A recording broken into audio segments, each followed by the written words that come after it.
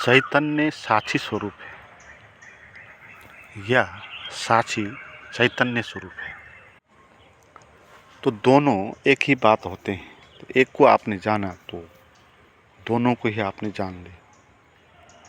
पहले हम साक्षी को जानेंगे तो फिर चैतन्य को भी जानेंगे, और चैतन्य को कभी जानेंगे तो साक्षी को भी जानेंगे। मगर आपको चैतन्य से साक्षी को जानने का अवसर कम मिलेगा, आपको साक्षी से चैतन्य जानने का अवसर मिलेगा।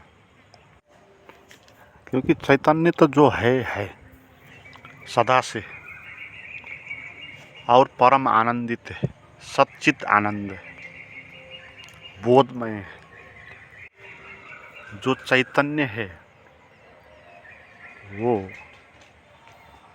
परमानंदित है अवस्था में है। तो इसलिए उस अवस्था को तो आप तभी जान पाओगे जब आप भी अपने भीतर से प्रफुल्लित होकर वर्तमान के पल के साथ एक होंगे। वर्तमान पल के साथ एक हो जाने के कारण आपको चैतन्य का अनुभव होता है। तो चैतन्य का अर्थ है कि वो आपका चेतना, उसको चेतना नहीं कहा, चैतन्य कहा। क्योंकि चेतना शब्द कुछ नाम जैसा हो गया, चैतन्य विशेषण जैसा हो। तो वो कोई व्यक्ति की तरह नहीं कि जिसका नाम हो, तो वो विशेषण की तरह जो उसकी क्वालिटी हो। तो चैतन्य एक क्वालिटी होती है, वो वर्तमान के पल में अभी और यहीं, भीतर और बाहर दोनों का एक साथ अनुभव करने से उसका अनुभव होता है। मगर ऐसी स्थिति में हम कभी आएंगे नहीं जिस तरह हम जीते हैं। हम कभी भी इस तरह नहीं जीते कि जैसे आप अकेले हो, अकेला जीना चाहते हो, और बाहर से भी और भीतर से भी। भीतर भी आप इस तरह कुछ क्षण बैठना चाहते हो जहाँ आपको दूसरे के बारे में भी नहीं सोचना। आपको परम एकांत आवश्यक पड़ता है ना। तो वो परम एकांत हमको अचानक यूं ही नहीं मिल जाता, क्योंकि इसका हमने न कभी प्रैक्टिस किया, नहीं इसको कभी महत्व दिया, इस तरफ कभी ध्यान भी नहीं दिया। तो ये मुश्किल है कि आप सीधे ही चैतन्य का अनुभव कर जाओ। तो उसके लिए साक्षी का प्रयोग करना है, साक्षी को समझना है। साक्षी के माध्यम से हम चैतन्य का अनुभव करेंगे। तो साक्षी एक ध्यान हो गया, ध्यान के एक प्रकार हो गया साक्षी। तो साक्षी एक प्रक्रिया है जिसमें आप इस चैतन्य के अनुभव करने के लिए जो आपको वर्तमान में जीना होता है, अभी और यहीं होशपूर्वक जीना होता है, तो वहाँ आपको जीना होगा और अपने आप को चैतन्य का अनुभव करने के लिए सहयोग करना होगा। तो इसलिए कहा हम खुद के ही शत्रु और खुद के ही मित्र होते हैं। हम खुद का सहयोग भी कर सकते हैं और खुद को हानि भी पहुंचा सकते हैं। तो ये खुद को सहयोग करने की बात है कि आप जो भटक रहे हो, चैतन्य का अनुभव जब तक नहीं होगा तब तक भटकना ही होगा। तो चैतन्य का अर्थ होता है जो आपका अपना चेतन, आपके भीतर जो कॉन्शियसनेस जिसको कहते हैं, वो माइंड की भी एक कॉन्शियसनेस होगी और आपकी भी एक कॉन्शियसनेस होगी। आपकी जो कॉन्शियसनेस है वही साक्षी है, वही चैतन्य है। मगर वो अब अभी दबी पड़ी है, वो कॉन्शियसनेस छितरी हुई है ना। जैसे माइंड की कॉन्शियसनेस भी छितरी हुई होती है ना इधर उधर, तो कभी इस बातों में कभी उस बातों में एकदम भयभीत हो जाते, तो लोग पागल भी हो जाते। तो जैसे माइंड के कॉन्शियसनेस में पागल होते हैं, ऐसे ही हमारी कॉन्शियसनेस चैतन्य, तो उसके प्रति पागल हुए। वो कॉन्शियसनेस हमारी बिखरी हुई है, टूटी फूटी हुई है, कुछ भीतर इकट्ठा बचा नहीं। तो आप ऐसे हो सकते हो जो माइंड के कॉन्शियसनेस बिखरने के कारण आप पागल हो गए हो। बहुत आप देखे होंगे ऐसे लोग पागल होते हैं और इलाज करते हैं, दवाई लेते हैं। अगर दवाई नहीं होती तो सभी लोग पागल हो गए होते, बहुत ज़्यादा लोग पागल हुए होते। मगर ये एक पागलपन है माइंड के कॉन्शियसनेस का, उतना ही आप नहीं है। आप एक आत्मा के रूप में भी कॉन्शियसनेस है, तो उसी को चैतन्य कहते हैं। तो जिसके माइंड का कॉन्शियसनेस बिखरा हुआ नहीं, उतना ठीक ठाक अपने को संभाल लेते हैं, तो इसको हम सामान्य आदमी कहेंगे। और ये हम ऐसे ही लोग होते हैं जिसके माइंड की कॉन्शियसनेस को हम संभाल लेते हैं और समाज के नियम अनुसार हम अपना जीवन निर्वाह कर लेते हैं। मगर जो चैतन्य कॉन्शियसनेस है वो बिखरा हुआ है। तो हर आदमी की यही स्थिति है। बाहर भौतिक दुनिया में वो अपने माइंड के कॉन्शियसनेस के द्वारा उसको निर्वाह करेंगे और अपने लिए जो जीवन है उसको जिएंगे, सोएंगे। सपना की उसकी अपनी एक दुनिया होगी स्वप्न की। मगर चैतन्य बिखरा हुआ है, इसलिए हम पीड़ित हैं। तो जो चैतन्य बिखरा हुआ है उसको इंटीग्रेटेड करना है, उसको एक ही जगह पर लेकर आना है, उसको समेटना है। तो ये जो अभ्यास होगा यही साक्षी का अभ्यास होगा। तो ये अभ्यास आपको आपके भीतर जो चैतन्य है बिखरा हुआ, उसको समेट के आपके भीतर उसको इकट्ठा करेगा और आपके जीवन में, आपके शरीर और मन में भी एक तीसरा आयाम खुलेगा उस चैतन्य का। क्योंकि आप चैतन्य को साधेंगे, साक्षी के द्वारा इकट्ठा करेंगे, तो चैतन्य आपके भीतर विकसित होगा।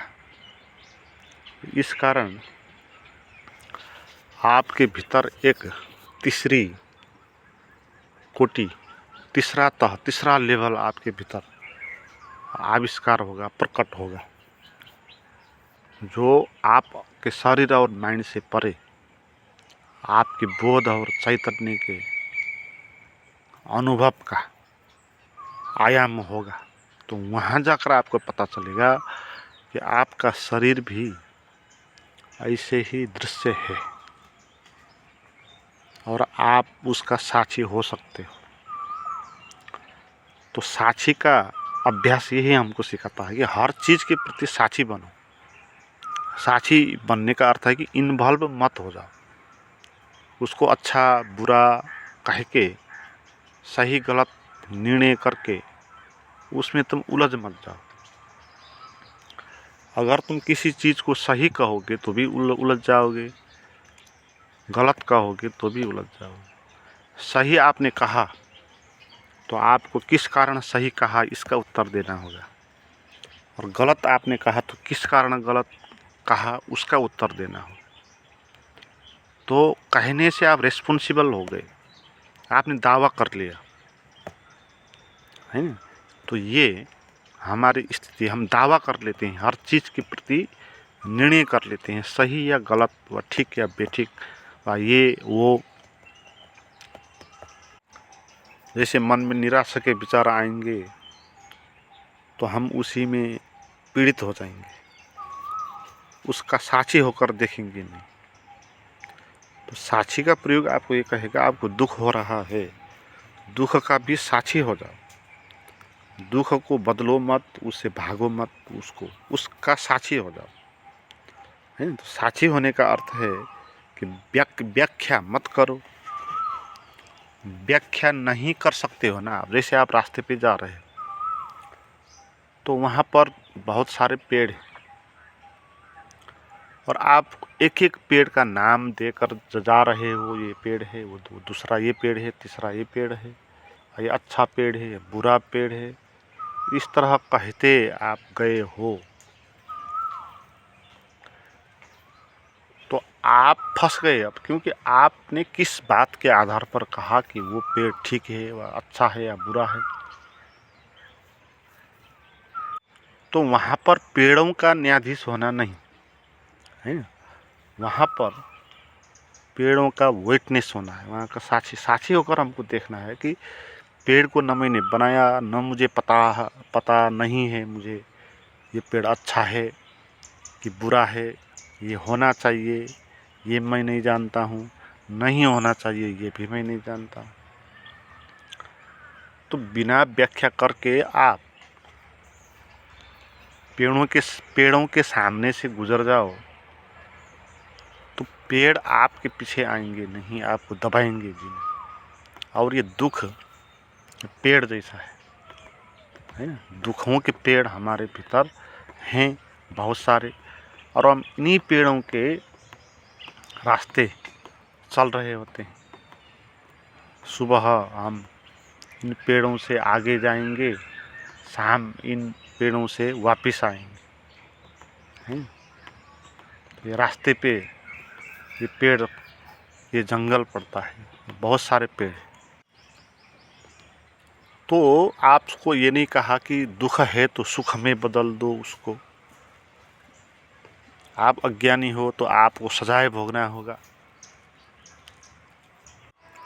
आपके भीतर साक्षी की स्थिति में रहने की क्वालिटी होनी चाहिए, क्योंकि वही सच है।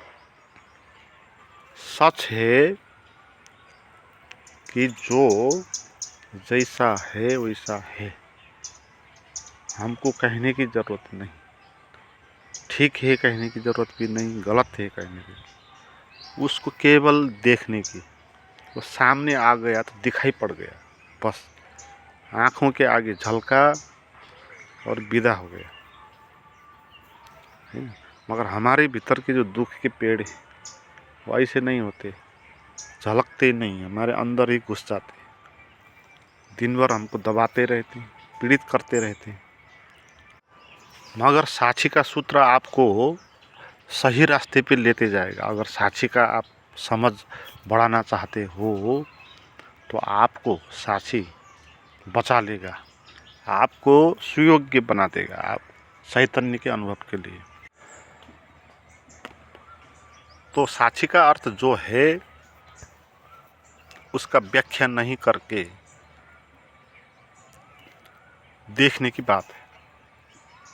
देखना भी नहीं, वो दिख गया बस, वो है तो दिखाई पड़ेगा, नहीं। तो साक्षी का अर्थ कोई देखने वाला भी नहीं है, क्योंकि देखने वाला अगर है तो वो चॉइस कर ही लेगा। देखने वाला कोई देखेगा तो कहेगा ही किसी पेड़ को अच्छा, किसी को बुरा,